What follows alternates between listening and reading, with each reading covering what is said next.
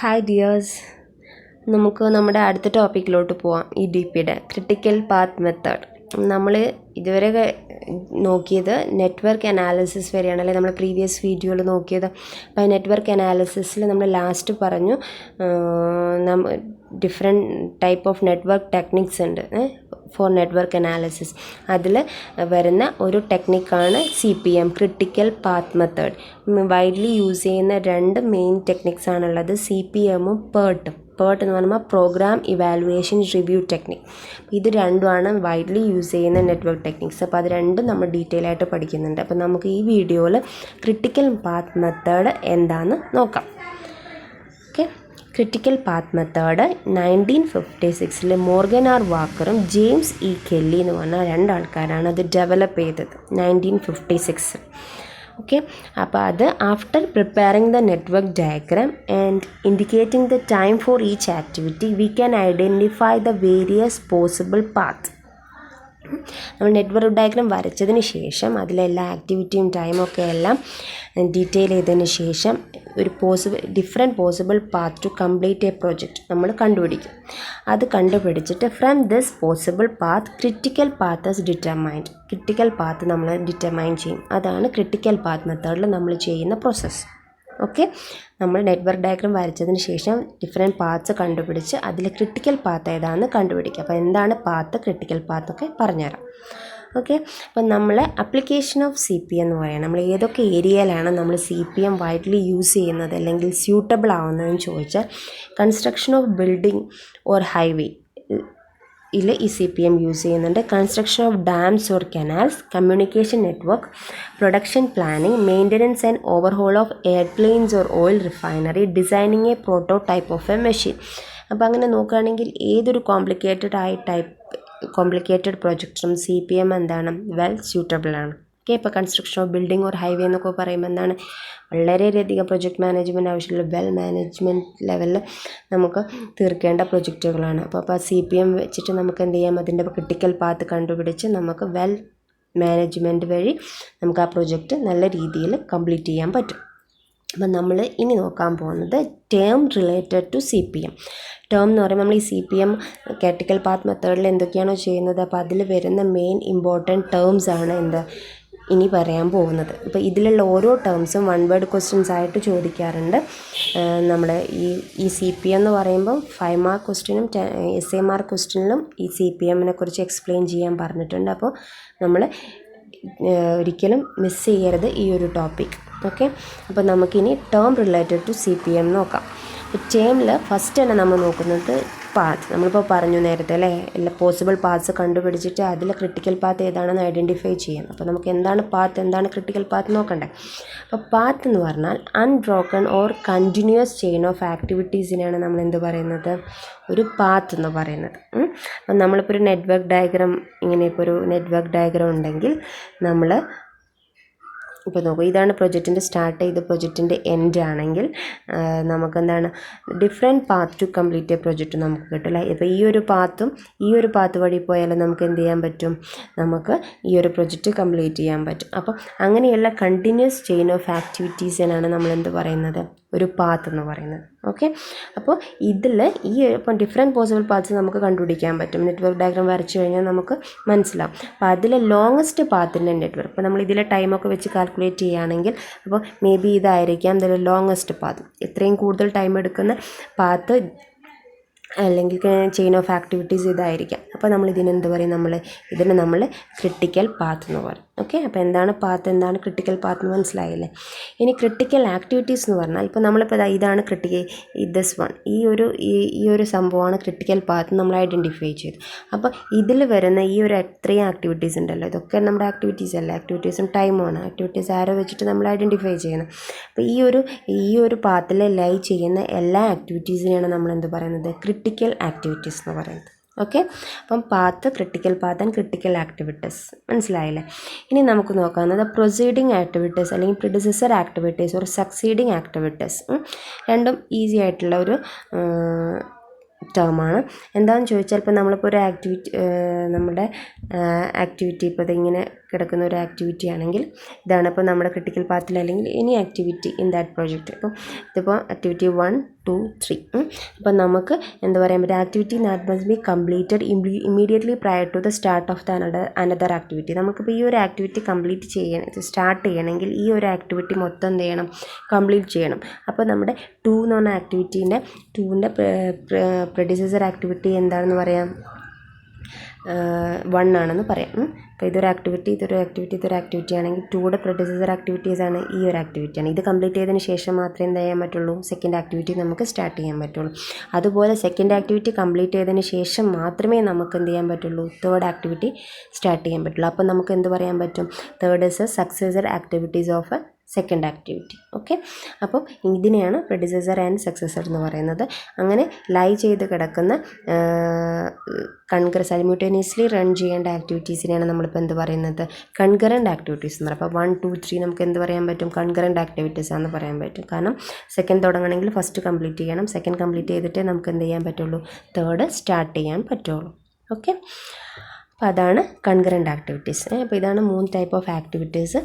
ഇനി നമ്മൾ നോക്കുന്നത് ടൈം റിലേറ്റ് ചെയ്തുള്ള കുറച്ച് ടേംസാണ്. അത് ഇമ്പോർട്ടൻ്റ് ആണ്. ഈ ടൈം വെച്ചിട്ടാണ് നമ്മൾ എന്ത് ചെയ്യുന്നത്, ക്രിട്ടിക്കൽ പാത്ത് കണ്ടുപിടിക്കുന്നത്. ഓക്കെ, അപ്പോൾ നമുക്ക് നോക്കാം. നമ്മൾ ഇതിലിപ്പോൾ നോക്കുന്നത് earliest start time and latest start time, EST and LST. അപ്പോൾ ഏർലിയസ്റ്റ് സ്റ്റാർട്ട് ടൈം എന്ന് പറയുമ്പോൾ പേര് തന്നെയുണ്ട്, it is the earliest time an activity can begin on the assumption that all the preceding activities started at the earliest possible time. എന്ന് പറഞ്ഞാൽ ഇപ്പോൾ EST എന്ന് പറയുകയാണെങ്കിൽ ഇപ്പോൾ നമ്മൾ ഇതിൻ്റെ മുന്നേ ഇപ്പോൾ ഒരു ആക്ടിവിറ്റി ഉണ്ട്, അതിൻ്റെ മുന്നേ ഉള്ള ആക്ടിവിറ്റി നേരത്തെ തുടങ്ങുകയാണെങ്കിൽ അത് കറക്റ്റ് നേരത്തെ കംപ്ലീറ്റ് ചെയ്യുകയാണെങ്കിൽ നമ്മുടെ ഈ ഒരു ആക്ടിവിറ്റി എത്ര നേരത്തെ തുടങ്ങാൻ പറ്റും എന്നുള്ള ആ ഒരു ഏർലിയസ്റ്റ് ടൈമിനെയാണ് നമ്മൾ എന്ത് പറയുന്നത്, EST എന്ന് പറയുന്നത്. ഓക്കെ, അഥവാ അതിന് മുന്നേ ഉള്ള ആക്ടിവിറ്റിയൊക്കെ നേരത്തെ തുടങ്ങിയാൽ നേരത്തെ കംപ്ലീറ്റ് ചെയ്യും, കറക്റ്റ് ടൈമിൽ പോസിബിൾ ടൈമിൽ കംപ്ലീറ്റ് ചെയ്യുകയും ചെയ്താൽ നമുക്ക് ഈ നമ്മുടെ പർട്ടിക്കുലർ ആക്ടിവിറ്റി എത്ര നേരത്തെ തുടങ്ങാൻ പറ്റും എന്നുള്ള ആ ഒരു ടൈമിനെയാണ് നമ്മൾ എന്ത് പറയുന്നത്, EST എന്ന് പറഞ്ഞത്, ഏർലിയസ്റ്റ് സ്റ്റാർട്ട് ടൈം. ഇനിയിപ്പം ലേറ്റസ്റ്റ് സ്റ്റാർട്ട് ടൈം എന്ന് പറഞ്ഞാൽ it is the difference between the latest finish time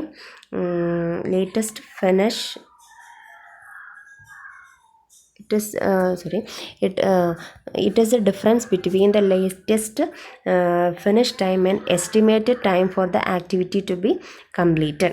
latest start time എന്ന് പറയുമ്പോൾ നമ്മുടെ ലേറ്റസ്റ്റ് ഫിനിഷ് ടൈം ഉണ്ട്, നമ്മളിനി നോക്കാൻ പോകുന്നത് ലേറ്റസ്റ്റ് ഫിനിഷ് ടൈമും പിന്നെ അതിൻ്റെ ഒരു നമ്മുടെ ലേറ്റസ്റ്റ് ഫിനിഷ് ടൈം എന്താണെന്ന് ഞാൻ പറഞ്ഞുതരാം കേട്ടോ. ലേറ്റസ്റ്റ് ഫിനിഷ് ടൈമും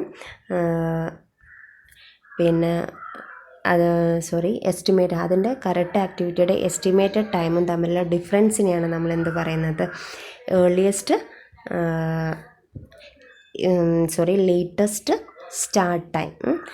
ലേറ്റസ്റ്റ് സ്റ്റാർട്ട് ടൈം എന്ന് പറഞ്ഞാൽ it is the difference between the latest finish time and the estimated time for the activity to be completed. നമ്മൾ നേരത്തെ തുടങ്ങിക്കഴിഞ്ഞാൽ നമുക്ക് എന്ത് ചെയ്യാൻ പറ്റും, നേരത്തെ ഫിനിഷ് ചെയ്യാൻ പറ്റും അല്ലേ. അപ്പം ആ നേരത്തെ ഫിനിഷ് ചെയ്ത ടൈമും നമ്മുടെ എസ്റ്റിമേറ്റഡ് ടൈമും തമ്മിലുള്ള ഡിഫറൻസിനെയാണ് നമ്മൾ എന്ത് പറയുന്നത്, ലേറ്റസ്റ്റ് സ്റ്റാർട്ട് ടൈം എന്ന് പറയുന്നത്. ഓക്കെ, അപ്പോൾ ലേറ്റസ്റ്റായിട്ട് ഫിനിഷ് ചെയ്യുക, നേരത്തെ ആ ലേറ്റസ്റ്റ് ഫിനിഷ് ടൈം എന്ന് പറഞ്ഞ ഒരു ടൈമുണ്ട്, അതിൻ്റെ ഡെഫിനേഷൻ ഞാൻ പറഞ്ഞുതരാം. അതും നമ്മുടെ ആക്ടിവിറ്റി പെർഫോം ചെയ്യാനുള്ള എസ്റ്റിമേറ്റഡ് ടൈമിൻ്റെയും ഡിഫറൻസിനെയാണ് നമ്മൾ എന്ത് പറയുന്നത്, ലേറ്റസ്റ്റ് സ്റ്റാർട്ട് ടൈം എന്ന് പറയുന്നത്. ഇനി നമുക്ക് ഏർലിയസ്റ്റ് ഫിനിഷ് ടൈം നോക്കാം. നമ്മൾ നേരത്തെ ഇപ്പോൾ ഏർലിയസ്റ്റ് സ്റ്റാർട്ട് ടൈമും ലേറ്റസ്റ്റ് സ്റ്റാർട്ട് ടൈം നോക്കി. ഇനി ഏർലിയസ്റ്റ് ഫിനിഷ് ടൈം എന്ന് പറഞ്ഞാൽ it is the sum of earliest start time and the estimated time to perform the activity. അപ്പം നമ്മൾ നേരത്തെ നോക്കിയ ഏർലിയസ്റ്റ് സ്റ്റാർട്ട് ടൈം ഉണ്ട്, നേരത്തെ തുടങ്ങാൻ പറ്റിയ ടൈം പ്ലസ് ആ ആക്ടിവിറ്റി കംപ്ലീറ്റ് ചെയ്യാനുള്ള എസ്റ്റിമേറ്റഡ് ടൈം, ഇതിൻ്റെ സമ്മിനെയാണ് നമ്മൾ എന്ത് പറയുന്നത്, earliest finish time. That means നേരത്തെ സ്റ്റാർട്ട് ചെയ്ത് കറക്റ്റ് ടൈമിൽ തീർക്കുകയാണെങ്കിൽ നമുക്ക് എന്ത് ചെയ്യാൻ പറ്റും, നേരത്തെ ഫിനിഷ് ചെയ്യാൻ പറ്റില്ല, ആ നേരത്തെ ഫിനിഷ് ചെയ്യുന്ന ടൈം. ഓക്കെ, അപ്പം നമ്മൾ ഇപ്പോൾ 2 മന്താണ്, അപ്പോൾ നമ്മൾ ഫെബ്രുവരിയിലാണ് സ്റ്റാർട്ട് ചെയ്യാൻ തീരുമാനിച്ചത്, 1 മന്ത് എടുക്കും. അപ്പോൾ അതിൻ്റെ അർത്ഥം എന്താ, മാർച്ചിൽ തീരും. പക്ഷേ നമുക്ക് ജനുവരിയിൽ തുടങ്ങാൻ പറ്റും. അപ്പം ജനുവരിയിൽ തുടങ്ങി പ്ലസ് 1 മന്ത്, ദാറ്റ് മീൻസ് നമ്മൾക്ക് എന്ത് ചെയ്യാം, ഫെബ്രുവരിയിൽ തീർക്കാം. ഓക്കെ, ആ ഒരു ടൈമിനെയാണ് ഏർലിയസ്റ്റ് ഫിനിഷ് ടൈം എന്ന് പറയുന്നത്. ഇനി നേരത്തെ പറഞ്ഞു നമ്മൾ ലേറ്റസ്റ്റ് സ്റ്റാർട്ട് ടൈം പറഞ്ഞപ്പോൾ ഒരു ലേറ്റസ്റ്റ് ഫിനിഷ് ടൈം പറഞ്ഞു. അപ്പോൾ അത് നോക്കാം. ലേറ്റസ്റ്റ് ഫിനിഷ് ടൈം എന്ന് പറഞ്ഞാൽ it is the latest possible time an activity can finish without delaying the project on the assumption that all the subsequent activities are finished as planned. അതാണ് അതിൻ്റെ definition. ഞാൻ ഈ ഒരു സ്ലൈഡിൽ ആഡ് ചെയ്യാൻ വിട്ടുപോയി, ഞാൻ ഒന്നുകൂടെ പറയാം. ലേറ്റസ്റ്റ് ഫിനിഷ് ടൈം എന്ന് പറഞ്ഞാൽ ഒരു ആക്ടിവിറ്റി ഡിലേ ഒന്നുമില്ലാണ്ട് കംപ്ലീറ്റ് ചെയ്യുന്ന ലേറ്റസ്റ്റ് പോസിബിൾ ടൈം. എത്രത്തോളം ഒരു ഡിലേയും ഇല്ലാണ്ട് എപ്പോൾ ലേറ്റസ്റ്റ് ആയിട്ട് നമുക്ക് എന്ത് ചെയ്യാൻ പറ്റും, ഫിനിഷ് ചെയ്യാൻ പറ്റും. അതിനെയാണ് ലേറ്റസ്റ്റ് ഫിനിഷ് ടൈം എന്ന് പറയുന്നത്. അതിൻ്റെ അസംഷൻ എന്താണ്, എല്ലാ സബ്സിക്വൻറ്റ് ആക്ടിവിറ്റീസും അതിനോട് ബന്ധപ്പെട്ട് കിടക്കുന്ന എല്ലാ ആക്ടിവിറ്റീസും കറക്റ്റ് ഓൺ ടൈമിൽ ഫിനിഷ് ചെയ്യുന്നുള്ള അസംഷനിലാണ് നമ്മൾ എന്ത് ചെയ്യുന്നത്, ലേറ്റസ്റ്റ് ഫിനിഷ് ടൈം കാൽക്കുലേറ്റ് ചെയ്യുന്നത്. അപ്പോൾ അതെന്താണ്, it is calculated by moving ബാക്ക്വേർഡായിട്ട് മൂവ് ചെയ്തിട്ടാണ് നമ്മൾ ലേറ്റസ്റ്റ് ഫിനിഷ് ടൈം കാൽക്കുലേറ്റ് ചെയ്യുന്നത്. From the last event to first event on the network diagram. Last event തൊട്ട് ഫസ്റ്റ് ഇവൻറ്റ് വരെ നോക്കിയിട്ട് ആക്ടിവിറ്റി ഫിനിഷ് ചെയ്യാൻ എടുത്ത്, അഥവാ നേരത്തെ തുടങ്ങി നേരത്തെ തീരുകയാണെങ്കിൽ നേരത്തെ ഫിനിഷ് ചെയ്യാമല്ലോ. അപ്പോൾ നമുക്ക് ആ നേരത്തെ ഫിനിഷ് ചെയ്ത ടൈം കിട്ടും. ഓക്കെ, അങ്ങനെയാണ് ലേറ്റസ്റ്റ് ഫിനിഷ് ടൈം നമ്മൾ കാൽക്കുലേറ്റ് ചെയ്യുന്നത്. ഇനി അപ്പോൾ ഇതിൻ്റെ ഡെഫിനേഷൻ ഒന്നുകൂടെ ഞാൻ പറയാം. It is the latest possible time N activity can finish without delaying the project. ഒരു പ്രൊജക്റ്റ് ഡിലേ ചെയ്യാണ്ട് കറക്റ്റായിട്ട് ഫിനിഷ് ചെയ്യുന്ന ആ ഒരു ടൈമിനെയാണ് ലേറ്റസ്റ്റ് ഫിനിഷ് ടൈം എന്ന് പറയുന്നത്. എന്ത് അസംഷനിലാണ്, ബാക്കിയുള്ള എല്ലാ ആക്ടിവിറ്റീസും ഓൺ ടൈമിൽ തീരുന്നുള്ള അസംഷനിലാണ് നമ്മൾ എന്ത് ചെയ്യുന്നത്, ലേറ്റസ്റ്റ് ഫിനിഷ് ടൈം കാൽക്കുലേറ്റ് ചെയ്യുന്നത്. ഓക്കെ, ഇനി നോക്കാവുന്നത് forward pass and backward pass ആണ്. ഫോർവേഡ് പാസ് എന്ന് പറയുമ്പം ഇതിൻ്റെ ഒബ്ജക്റ്റീവ് എന്ന് പറഞ്ഞാൽ the objective is to determine the earliest expected start and the finish of the constituent activities of a project. അഥവാ അതെങ്ങനെയാണെന്ന് വെച്ചാൽ it is the first operational exercise undertaken for scheduling computation with the help of a network diagram. ഒരു network diagram വെച്ചിട്ട് നമ്മൾ correct first calculate ചെയ്യുന്ന ഒരു main ഒരു scheduling പ്രോസസ്സാണ് എന്താ, ഈ ഫോർവേഡ് പാസ്. അപ്പോൾ അതിൻ്റെ ഒബ്ജക്റ്റീവ് എന്താണെന്ന് ചോദിച്ചാൽ നമുക്കത് ഫോർവേഡ് പാസ് ഒന്ന് എക്സാമ്പിൾ വെച്ചിട്ടൊന്ന് പറയാം. The objective is to determine the earliest expected start and finish of the constituent activities of a project. ഒരു പ്രൊജക്റ്റിൻ്റെ എല്ലാ ആക്ടിവിറ്റീസിൻ്റെ ഏർലിയസ്റ്റ് എക്സ്പെക്റ്റഡ് ടാസ്കും പെട്ടെന്ന് തീർക്കാൻ പറ്റുന്ന ടൈമും നേരത്തെ തുടങ്ങാൻ പറ്റുന്ന ടൈമും നേരത്തെ ഫിനിഷ് ചെയ്യാൻ പറ്റുന്ന ടൈമും ഡിറ്റർമൈൻ ചെയ്യുന്ന ഒരു പ്രോസസ്സിനെയാണ് നമ്മൾ എന്ത് പറയുന്നത്, ഫോർവേഡ് പാസ് എന്ന് പറയുന്നത്. ഓക്കെ, ഇനി ബാക്ക്വേർഡ് പാസ് എന്ന് പറഞ്ഞാൽ it is the process of determining the latest allowable starting and finishing time of an activity. The computation start at the end of the event of a project and moves backward. ഇഥവാ നമ്മൾ ഈ forward pass എന്ന് പറഞ്ഞാൽ നമ്മൾ മുന്നോട്ട് ചിന്തിച്ചിട്ട് നമ്മൾ എന്ത് ചെയ്യാണ്, ഡിറ്റർമൈൻ ചെയ്യാണ് എപ്പോൾ സ്റ്റാർട്ട് ചെയ്യാൻ പറ്റും, നേരത്തെ എപ്പം ഫിനിഷ് ചെയ്യാൻ പറ്റും. അതിനെയാണ് നമ്മൾ ഫോർവേഡ് പാസ് എന്ന് പറയുന്നത്. ഈ ബാക്ക്വേർഡ് പാസ് എന്ന് പറഞ്ഞാൽ നമ്മൾ നെറ്റ്വർക്ക് ഡയഗ്രാം വരച്ചതിന് ശേഷം നമ്മൾ ബാക്ക്വേർഡായിട്ട് മൂവ് ചെയ്തിട്ട് നമ്മൾ എന്താ ഡിറ്റർമൈൻ ചെയ്യുന്നത്, latest allowable starting and finishing time of an activity. നമുക്ക് അത് തുടങ്ങാനൊരു ടൈം എന്തായാലും നമുക്ക് ടൈം ഉണ്ടെന്ന് വിചാരിച്ചിട്ട് നേരത്തെ തുടങ്ങാൻ പറ്റില്ല. പല കാര്യങ്ങളും അതിനോട് റിലേറ്റ് ചെയ്ത് കിടക്കുന്നുണ്ട്. അപ്പോൾ അതൊക്കെ വെച്ചിട്ട് നമ്മൾ മൊത്തം പിക്ചർ കിട്ടിക്കഴിഞ്ഞാലേ നമുക്ക് എന്താണ് തിരിഞ്ഞ് നോക്കുമ്പോഴേ നമുക്ക് മനസ്സിലാവുള്ളൂ എത്ര നേരത്തെ കറക്റ്റായിട്ട് തുടങ്ങാൻ പറ്റും. അങ്ങനെ കറക്റ്റ് അലവബിളായിട്ട് നമുക്ക് എപ്പം നേരത്തെ തുടങ്ങാം എപ്പം നേരത്തെ നിർത്താമെന്ന് മനസ്സിലാക്കുന്ന അതിനെയാണ് നമ്മൾ എന്ത് പറയുന്നത്, ബാക്ക്വേർഡ് പാസ് എന്ന് പറയുന്നത്. അപ്പോൾ ഫോർവേഡ് പാസ് എന്ന് പറയുമ്പോൾ നമുക്ക് ഇങ്ങനെ ജസ്റ്റ് ഇങ്ങനെ ഇമാജിൻ ചെയ്ത് വേണമെങ്കിൽ പോവാം അല്ലേ. ഇതിപ്പോൾ ഫസ്റ്റ് മന്തിൽ തീരും, അപ്പോൾ സെക്കൻഡ് മന്ത് ഇപ്പോൾ നമുക്ക് ഫെബ്രുവരിയിൽ ഈ സെക്കൻഡ് ആക്ട്, ഇപ്പോൾ ഒരു ഹൈവേ കൺസ്ട്രക്ഷൻ ആണെങ്കിൽ ഫസ്റ്റ് പിന്നെ എന്താ പറയുക, ആദ്യത്തെ റോഡ് പൊളിച്ചു മാറ്റുക, അപ്പോൾ ആ ഒരു ആക്ടിവിറ്റി. അത് കഴിഞ്ഞിട്ട് മെറ്റലിടുക, ടാറിടുക. അപ്പോൾ അങ്ങനെ ആക്ടിവിറ്റീസ് നമ്മളിങ്ങനെ ചെയിനായിട്ട് പോകുമ്പോൾ നമുക്കിങ്ങനെ ഇമാജിൻ ചെയ്ത് പോകാം. ആദ്യത്തെ ഫെബ്രുവരിയിൽ തരും, ഇതിൽ തരും, അങ്ങനെ തരും. അപ്പം നമുക്ക് അപ്പോൾ അങ്ങനെ ചിന്തിക്കുന്നതിനാണ് നമ്മൾ എന്ത് പറയുന്നത്, ഫോർവേഡ് പാസ് എന്ന് പറഞ്ഞാൽ. അപ്പോൾ നമുക്ക് കിട്ടുന്ന ടൈമും ബാക്ക്വേർഡ് പാസിൽ കിട്ടുന്ന ടൈമും ഡിഫറെൻ്റ് ആയിരിക്കും. ബാക്ക്വേർഡ് പാസ് എന്ന് പറഞ്ഞാൽ നമ്മൾ ടോട്ടൽ എല്ലാം നെറ്റ്വർക്ക് ഡയഗ്രാം വരച്ചിട്ട് തിരിച്ച് ചിന്തിക്കുകയാണ്.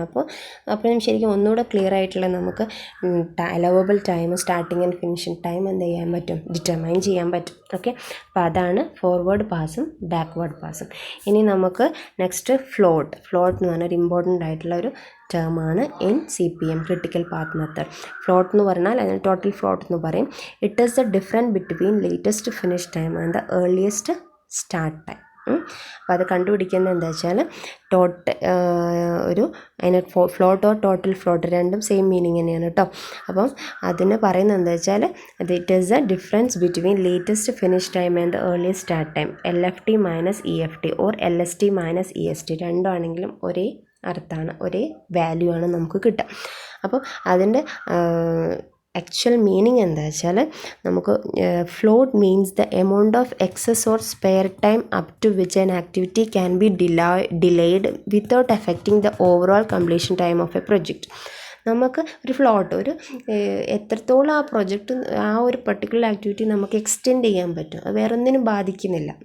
അപ്പോൾ അത് അടുത്ത കംപ്ലീഷൻ, ഓവറോൾ പ്രൊജക്റ്റ് കംപ്ലീഷനൊന്നും നമുക്ക് ബാധിക്കുന്നില്ലെങ്കിൽ നമുക്ക് എത്രത്തോളം ആ ഒരു ആക്ടിവിറ്റീനെ ജസ്റ്റ് എക്സ്റ്റെൻഡ് ചെയ്യാൻ പറ്റും, ആ ഒരു വാല്യൂവിനെയാണ് നമ്മൾ എന്ത് പറയുന്നത്, ഫ്ലോട്ട് എന്ന് പറയുന്നത്.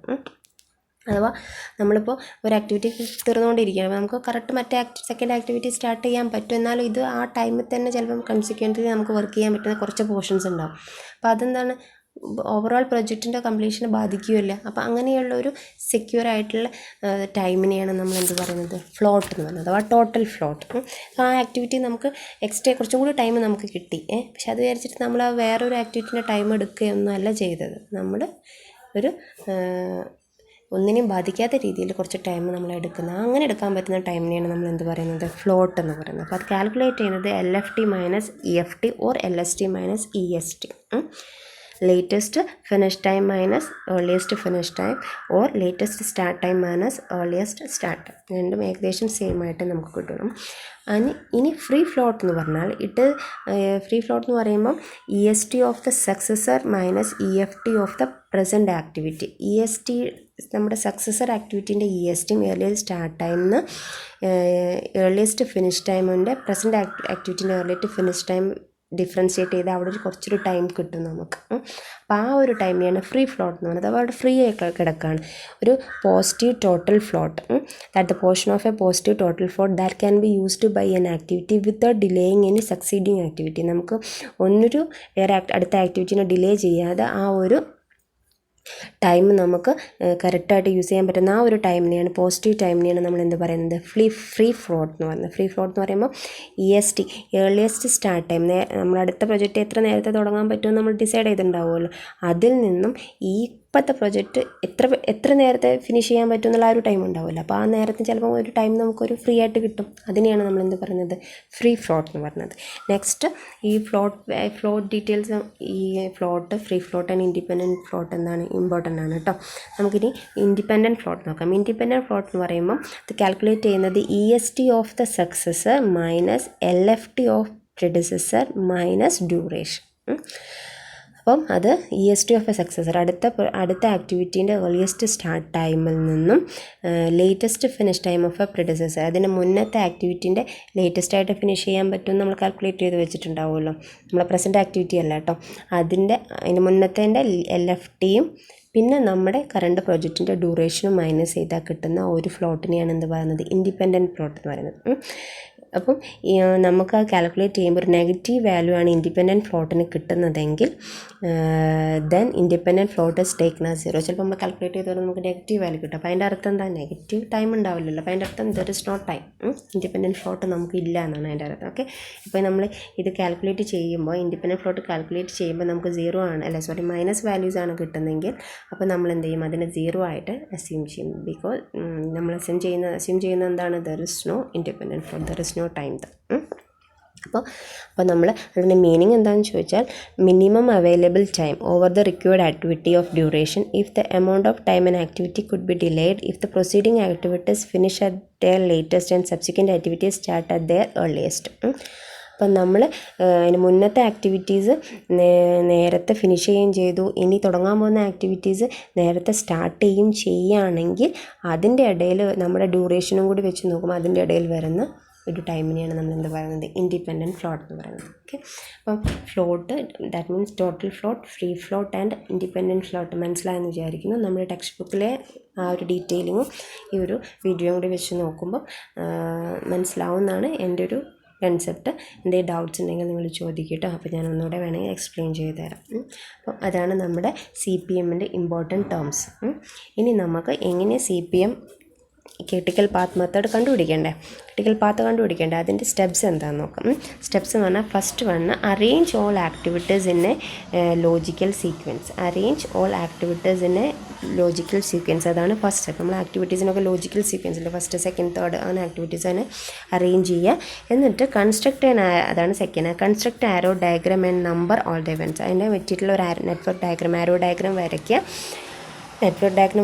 എന്നിട്ട് എന്ത് ചെയ്യുക, ഇവൻറ്റ്സിനെ നമ്പർ ചെയ്യുക. എന്നിട്ട് mark activity time on arrows. ഇന്നിപ്പോൾ നമുക്ക് എന്ത് കിട്ടും, ഇപ്പോൾ നമ്മൾ ഫസ്റ്റ് എന്ത് ചെയ്യണം, എല്ലാം അറേഞ്ച് ചെയ്തു. എന്നിട്ട് നമ്മൾ എന്ത് ചെയ്തു, നമ്മളോട് പറഞ്ഞിരിക്കുന്നത് കറക്റ്റ് നമ്പർ ചെയ്തിട്ട് നമ്മളുടെ ആരോ ഡയഗ്രാം വരയ്ക്കാൻ പറയണം. അപ്പം ആരോ ഡയഗ്രാം വരയ്ക്കുമ്പോൾ കറക്റ്റ് 1 2 3 4 5 6 എന്ന് പറഞ്ഞിട്ട് നമ്മൾ ഇവൻറ്റിനെ നമ്പർ ചെയ്തു. ഇനി ഈ ഓരോ ആരോയിലും നമ്മൾ എന്ത് ചെയ്തു, നമ്മളുടെ time, mark activity time on arrows. നമ്മളിപ്പം 2 month 3 month 4 month എന്ന് പറഞ്ഞിട്ട് നമ്മൾ എന്ത് ചെയ്യണം, ആക്ടിവിറ്റിക്കുള്ള വേണ്ട ടൈമും നമ്മൾ മാർക്ക് ചെയ്തു. അതാണ് 3 സ്റ്റെപ്പ്. അങ്ങനെ തേർഡ് സ്റ്റെപ്പ് കഴിഞ്ഞു. ഇനി calculate earliest and latest starting or finishing time and mark these time on arrow diagram. ഇനി നമ്മൾ ചെയ്യാൻ പോകുന്നത് earliest and latest starting or finishing time കണ്ടുപിടിച്ചിട്ട് അതും നമ്മുടെ ഈ ആരോ ഡയഗ്രത്തിൽ എന്ത് ചെയ്യുക, മാർക്ക് ചെയ്യുക. എന്നിട്ട് ഐഡൻറ്റിഫൈ ദ ക്രിട്ടിക്കൽ പാത്ത്. എന്നിട്ട് ക്രിട്ടിക്കൽ പാത്ത് ഫൈൻഡ് ചെയ്യുക. അത് നമ്മൾ ഡബിൾ ആരോ യൂസ് ചെയ്തിട്ട് അത് മാർക്ക് ചെയ്ത് വെക്കുക. അപ്പോൾ അതാണ് നമ്മുടെ ക്രിട്ടിക്കൽ പാത്ത് നമ്മൾ നല്ല രീതിയിൽ നമ്മൾ ഇനി ഫോളോ ചെയ്യേണ്ട main path to complete that project. അപ്പോൾ നമുക്കത് എക്സാമ്പിൾ വെച്ചിട്ട് നോക്കാം. അപ്പോൾ ഈ എക്സാമ്പിൾ പറയുന്നത് നോക്കൂ, ആക്ടിവിറ്റീസ് ഉണ്ട്. ഇപ്പോൾ 1 to 2 ഫസ്റ്റ് ഓരോ ഇവൻറ്റ്സ് ആണ്. ഇവൻറ്റ്സ് 1 2 3 4 5 6 ഇവൻറ്റ്സ് ഉണ്ട്. അപ്പോൾ 1 to ഫസ്റ്റ് 1 2ലേക്ക് പോകുന്ന ആ ഫസ്റ്റ് ഇവൻറ്റ് ടു സെക്കൻഡ് ഇവൻറ്റിലേക്ക് പോകുന്ന ആക്ടിവിറ്റി, അതിന് എത്രയാണ് ഡ്യൂറേഷൻ വരുന്നത്, 2 month ആണ്. 1 to 3ലേക്കാണ് പോകുന്നതെങ്കിൽ അതിൻ്റെ ഡ്യൂറേഷൻ വരുന്നത് എന്താണ്, 3 month ആണ്. 2 to 4 3, ഇപ്പോൾ 2 to 5 എത്രയാണ്, 3 ആണ്. 5 to 6 4 ആണ്. 3 to 4 5 ആണ്. 4 to 6 2 month ആണ്. മന്തിലാണ് കേട്ടോ ഡ്യൂറേഷൻ കാണിക്കുന്നത്. അപ്പോൾ നമുക്ക് ഇപ്പോൾ അതാണ് നമ്മുടെ സ്റ്റാർട്ടിങ്, ലാസ്റ്റ് 6 ആണ് നമ്മുടെ എൻഡ് ഓഫ് ദാറ്റ് പ്രൊജക്റ്റ്. അപ്പോൾ അങ്ങനെ നോക്കുകയാണെങ്കിൽ നമുക്ക് ഡിഫറെൻറ്റ് പോസിബിൾ പാത്ത്സ് നമുക്ക് കണ്ടുപിടിക്കാൻ പറ്റും അല്ലേ. ഏതാണ് നമ്മുടെ ഡിഫറെൻറ്റ് പോസിബിൾ പാത്ത്, 1 2 5 6 ഒരു പാത്താണല്ലേ. പിന്നെ നമുക്ക് എന്ത് ചെയ്യാൻ പറ്റും, ഇവിടെ നമ്മൾ ഒരു ആരോ മിസ്സിങ് ആണ് കേട്ടോ. ഇവിടെ ഒരു ആരോ ഉണ്ട്. 1 2 4 6 1 2 4 6 1 2 4 6 1 2 4 6ൽ 1 2 2 എന്ത് ചെയ്യാൻ പറ്റും, 1 2ഉം 1 to 2 2 ആണ്. 2 to 4 എന്താണ്, 3 ആണ്. അപ്പോൾ അങ്ങനെയുള്ളൊരു ആരോയും കൂടി ഉണ്ട് അവിടെ കേട്ടോ. അപ്പോൾ നമുക്ക് എത്ര പോസിബിൾ പാത്ത്സ് ഉണ്ട്, 1 2 5 6 ഒരു പാത്ത് ഉണ്ട്. 1 2 4 6 വേറൊരു പാത്ത് ഉണ്ട്. 1 3 4 6 വേറൊരു പാത്ത് ഉണ്ട്. അപ്പോൾ അതിൻ്റെ ഡ്യൂറേഷൻ നോക്കുകയാണെങ്കിൽ 1 2 5 6 എത്രയാണ്, 2 + 3 + 4 9 ആണ്. ഇത് 1 2 4 6 2 + 3 + 2 ആണ്. 1 3 4 6 3 + 5 + 2 ആണ്. അപ്പോൾ അങ്ങനെ നോക്കുമ്പം ഇവിടെ ഒരു പോസിബിൾ പാത്ത് ഉണ്ട്, ഇവിടെ ഒരു പോസിബിൾ പാത്ത് ഉണ്ട്, ഇവിടെ ഒരു പോസിബിൾ പാത്ത് ഉണ്ട്. അപ്പോൾ ഈ പോസിബിൾ പാത്തിൽ ഏതാണ് അപ്പോൾ ക്രിട്ടിക്കൽ പാത്ത്? നമ്മുടെ 1 3 4 6 ആണ്. ഓക്കെ, 1 3 4 6 ആണ് എന്ത് നമ്മുടെ ഈ ഒരു എക്സാമ്പിളിൽ വരുന്ന ക്രിട്ടിക്കൽ പാത്ത്. ദാറ്റ് മീൻസ് ഇങ്ങനെ നോക്കുമ്പോൾ 3 + 5 + 2 3 + 5 + 2 10 month ആണ് ഈ കംപ്ലീഷൻ ഓഫ് പ്രൊജക്റ്റിൻ്റെ ഏറ്റവും ലോങ്ങസ്റ്റ് പാത്തിനെയാണ് നമ്മൾ എന്ത് പറയുന്നത്, ക്രിട്ടിക്കൽ പാത്ത് എന്ന് പറയുന്നത്. ഓക്കെ, അപ്പോൾ അങ്ങനെയാണ് നമ്മൾ ക്രിട്ടിക്കൽ പാത്ത് ഫൈൻഡ് ചെയ്യുന്നത്. നെക്സ്റ്റ് നമുക്ക് അഡ്വാൻറ്റേജും ലിമിറ്റേഷൻസും ആണ്. അത് നിങ്ങൾക്ക് ജസ്റ്റ് ഒന്ന് വായിച്ചു നോക്കാം. അഡ്വാൻറ്റേജ് എന്ന് പറയുമ്പോൾ it makes better and detailed planning possible. It helps in asserting the time schedule. Control by management becomes easy. It identifies more critical elements and thus more attention can be paid on these activities. The facilities optimise utilisation of resources. അപ്പോൾ just വായിച്ചാൽ തന്നെ നിങ്ങൾക്ക് മനസ്സിലാവും അതിൻ്റെ ഒരു advantage. Just അതിലൂടെ നിന്ന് ആ പോയിന്റ് ജസ്റ്റ് ഓർത്ത് വെച്ചാൽ മതി. ഓക്കെ, കറക്റ്റ് ടൈം ഷെഡ്യൂൾ നമുക്ക് കിട്ടും. ക്രിട്ടിക്കൽ പാത്ത് കറക്റ്റ് അറ്റൻഷൻ എന്താ പറയുക, കറക്റ്റ് ഇമ്പോർട്ടൻറ്റ് ആക്ടിവിറ്റീസ് ഫൈൻഡ് ചെയ്യാൻ പറ്റും. അതിൻ്റെ റിസോഴ്സ് യൂട്ടിലൈസേഷൻ മെയിനായിട്ട് ചെയ്യാൻ പറ്റും. അതൊക്കെ ലിമിറ്റേഷൻസിൽ വരുന്നത് it is based on the assumption of precise known time for each of these activities. നമ്മൾ അസംഷൻ വഴിയാണ് നമ്മൾ എല്ലാ ടൈമും കാൽക്കുലേറ്റ് ചെയ്യുന്നത്. അതൊരു ലിമിറ്റേഷനാണ്. It ignore statistical analysis in determining the time estimate. ഒരു സ്റ്റാറ്റിസ്റ്റിക്കൽ അനാലിസിസ് ഇതിൽ ഇഗ്നോർ ചെയ്യുന്നുണ്ട്. It facilitates solution for the problem. നമ്മുടെ പ്രോബ്ലത്തിനൊരു solution it facilitate solution for the just facilitate ചെയ്യുന്നേ ഉള്ളൂ. അതാണ് അതിൻ്റെ ലിമിറ്റേഷൻസ്. ഓക്കെ, അപ്പം അഡ്വാൻറ്റേജ് ലിമിറ്റേഷൻ ജസ്റ്റ് ഒരു പോയിന്റ് നോട്ട് ചെയ്ത് വെക്കുക. ബാക്കിയുള്ള കാര്യങ്ങൾ ജസ്റ്റ് നിങ്ങൾ വിത്ത് ടെക്സ്റ്റ് ബുക്ക് ഈ ഒരു വീഡിയോ കാണുക. ഡീറ്റെയിൽ ആയിട്ട് എല്ലാ കാര്യങ്ങളും മനസ്സിലാവുന്നുണ്ടോ എന്ന് നോക്കുക. എന്നിട്ട് എന്തെങ്കിലും ഡൗട്ട് ഉണ്ടെങ്കിൽ എന്നോട് ചോദിക്കും കേട്ടോ. അപ്പോൾ ഈ ഒരു എക്സാമ്പിൾ വെച്ചിട്ട് ക്രിട്ടിക്കൽ പാത്ത് എങ്ങനെയാണ് ഫൈൻഡ് ചെയ്തതെന്ന് മനസ്സിലായി കാണുമെന്ന് വിചാരിക്കുന്നു. ഒന്നുകൂടെ നോക്കുക. ഞാനൊന്ന് ലെങ്ത്ത് കൂടണ്ടെന്ന് വിചാരിച്ചിട്ട് പെട്ടെന്നൊന്ന് സ്പീഡ് കൂട്ടിയിട്ടുണ്ട്. മനസ്സിലായിട്ടുണ്ടാവും എന്ന് വിചാരിക്കുന്നു. Okay, thank you.